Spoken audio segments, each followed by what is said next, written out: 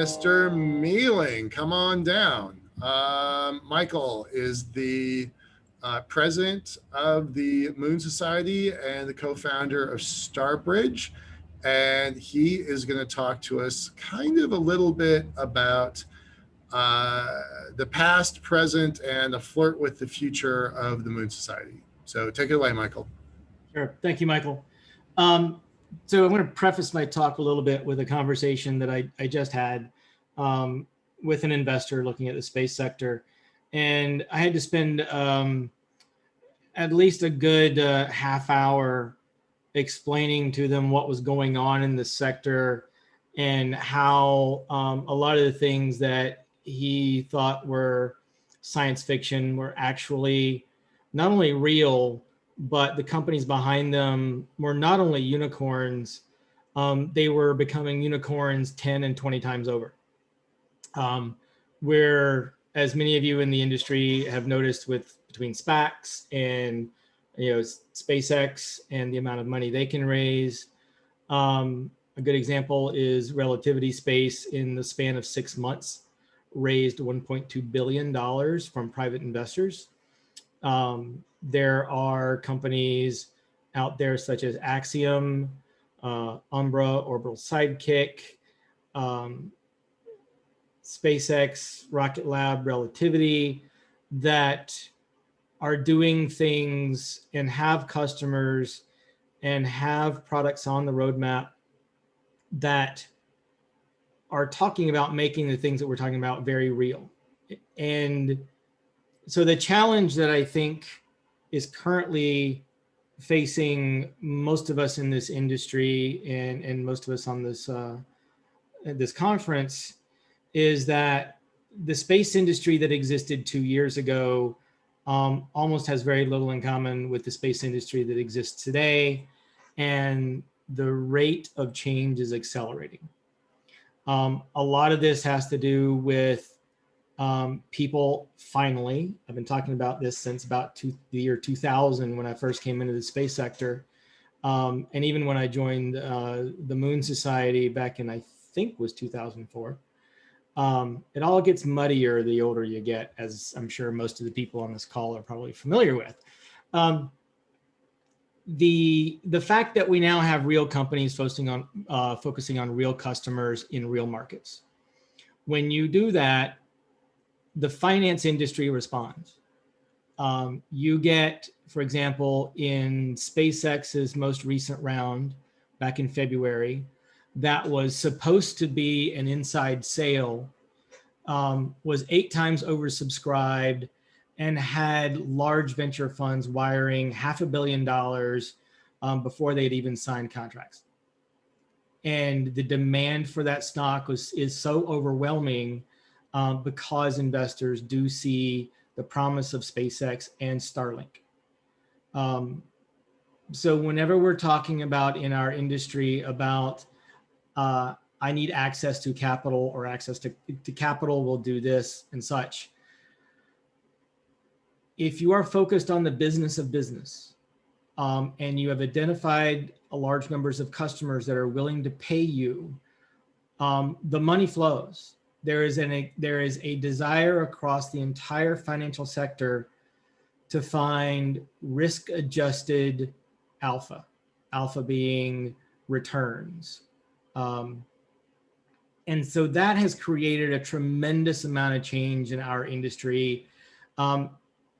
Even just in the past year, going into the pandemic, we thought that, oh my God, Rick Grimes is going to be, coming down the street on the horse surrounded by zombies. But what it's turned out is the space sector has had its greatest year ever in the entire history of the sector as a commercial sector.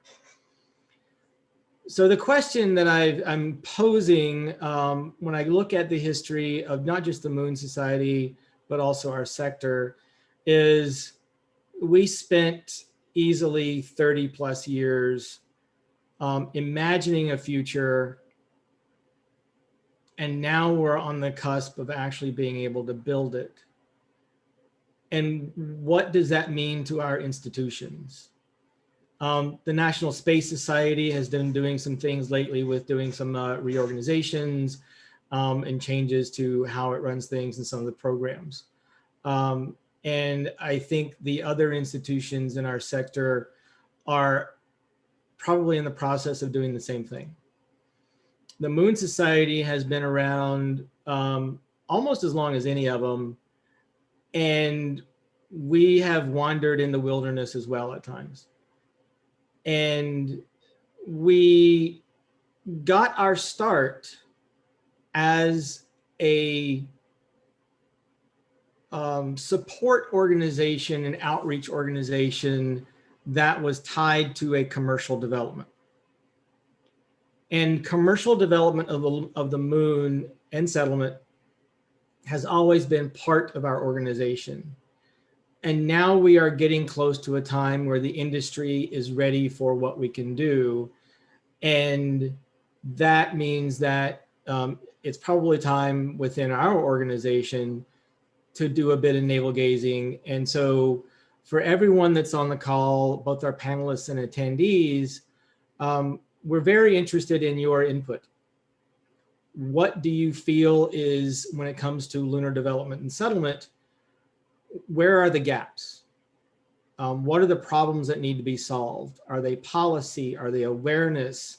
Are they capital formation? Are they formation of companies that can do certain things? And so that's where the society is looking for that kind of input to figure out what it is we want to do next. I do, through the Alliance for Space Development, along with all the other space advocacy organizations, do spend a fair amount of time talking with Congress. And I will testify to that. There are still large parts of Congress that believe that all the things that we're talking about, and this is a direct quote, are still at least 500 years in the future. And even when you show them things like Starship, they fundamentally believe, and then this is also a direct quote, that Elon Musk is a criminal because he is lying and defrauding the federal government, even though his rockets are flying these days on a bi-weekly basis. We still have a lot of work to do, but the industry is now backing up the work we have to do with accomplishments that are astounding people on almost a daily basis.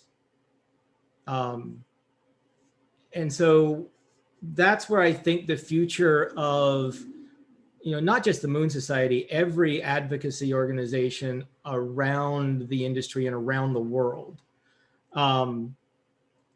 needs to prepare for a period of very rapid change. I'm going to get into a little of this tomorrow when I talk about a little bit about the Starship singularity. In one of the things that I do spend my time on, in addition to the Moon Society, is the Integrated Space Plan, which I'm sure some of you have seen. The new version is out. If you Google for Integrated Space Plan, you should be able to find it. It's the 2021 version. It was originally the 2020 version, and things kept changing so fast that we had to keep making changes to it. There are parts of it that are already out of date, and it's only been printed in the past 3 weeks. The amount of things that are happening, we need to prepare for that change, because people are going to come to us and say, what the hell is going on? How do I get involved? What can I do? And that is something that we, because we are nonpartisan, we're not beholden to a single company, and we actually understand the kind of future that we're all building, we all have a unique role to fill. And that is something that, whether it's Planetary Society, Mars Society, and especially some of James's work within the Mars Society, and even in the NSS, we're all feeling that need by the world to understand that what it means for the world that we've been trying to build for 30 plus years. What happens when that appears? And conferences like this are kind of a key part of that, because the more we can educate each other about what's going on, and then use that to educate the rest of society about what's going on. And I think the other thing that we need to do is make sure that it's becoming far more international. One of the things that I do is run rooms on Clubhouse, which is a new social media platform that's audio only. If you can imagine an app that shows you all of the available conference calls running around the world, and you just get to hop into whatever conference call you want and listen in and participate. The Indian subcontinent has come onto Clubhouse, and now every room that's related to entrepreneurship or space, at least a third of the people in the conversation are from India, Europe, Africa, Southeast Asia, and they are all eager to participate. They want to know how they want to get involved. And so I think it's time that all of our organizations also become far more multinational. I ran into the person a few days ago who runs the National Space Society India chapter. So yes, the NSS that was formed as a US space advocacy organization now has chapters around the world. And that is a development that I think we all need to embrace, because they are eager to participate, they have a lot of energy, and they are ambitious. And so one of the things that I want to do is, that's kind of the end of some of my remarks. And I know I'm going to steal back my the 3 or 4 minutes at the beginning. I want questions. If anybody has any questions about, or comments about, what you think the society needs to be to fulfill the needs that you see in the industry, would love to hear comments or questions on the society itself and the larger industry. So I'm going to shut up and let you guys ask questions. So there aren't any questions. I would like, if anybody has any comments, please post them. I want to echo something that Leonard David said just a few minutes ago, that there's a lot of stuff going on the moon. Everywhere he looks, everywhere he goes, it's the things we talked about early this morning: academic, civil, defense, and commercial. All of those communities are all pointing to the moon. I feel that the Moon Society has a role to play, a leadership role, an advocacy role, a science and development role, and a commercial role. So does anybody have any comments for Michael? Michael, I do want to respond to something you just said that comes up on Clubhouse a lot. Yeah, every one of those, there's a lot of people that are looking to the moon and even beyond. We get the same conversations around Mars. I think one of the things that the society stands for is, and this is where we echo the statements in the Outer Space Treaty, is the moon is for everyone. Space is for everyone. It's not just for the United States. Right. It's not for NASA. It's not just for China or even Russia. The United Arab Emirates is the only country that has as a national goal the establishment of an Emirati city on Mars. There are other governments, there are non-government organizations that have aspirations for doing things in space and on the moon. This is not a US program. This is not a program for superpowers. This is a program, this is a mission for all of humanity. And if you want to go, we can figure out how to make that happen. This isn't a plug for my book, because it's a terrible book. Don't buy this book. But our title is Opening. So that's been the philosophy from most space advocates that I know. I got one question. Should the Moon Society take over the moon track at the ISDC? We've done that in the past. I think that's just a conversation between NSS and Moon Society. you know, it's one of those things during the pandemic. I think everybody was making everything up as they went along. Yeah. Sure, you know, those are kind of some of the blocking and tackling things between the NSS, Moon Society.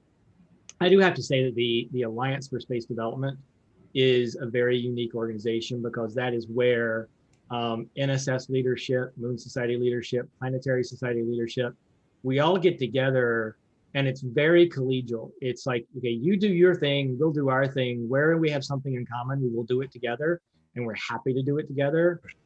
And we actually develop policy together. And it's something that as the pie grows, it's quickly becoming nearly impossible for any one organization to do anything, to do everything. It already is impossible for everyone to do that. So yeah, you're going to start seeing more and more partnerships between all of these organizations as the boundaries between what we all do get really, really muddy. All right. Thank you very much, Michael. We'll hear more from you tomorrow.